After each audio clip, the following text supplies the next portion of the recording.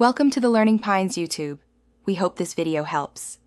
You start by verifying the exact exam window and permitted duration so you know when to be fully ready. Once confirmed, log into my Unisa with your student number and password. This authenticates you for the test environment. Make sure your ID matches your profile for identity checks. If you haven't updated your browser, do it now and allow pop-ups and camera/microphone permissions if required. This avoids last-minute access failures and speeds up the next steps.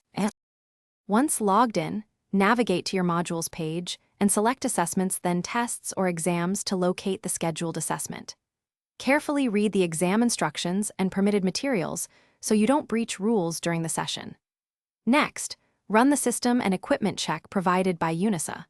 Verify camera and microphone functionality, test internet speed and stability, and enable screen sharing or lockdown browser if specified. Doing these checks prevents interruptions and ensures your answers can be submitted properly.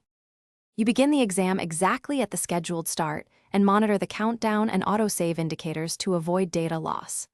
Answer methodically, use bookmarks for flagged questions, and submit with time to spare. Confirm you receive a submission receipt or on-screen confirmation.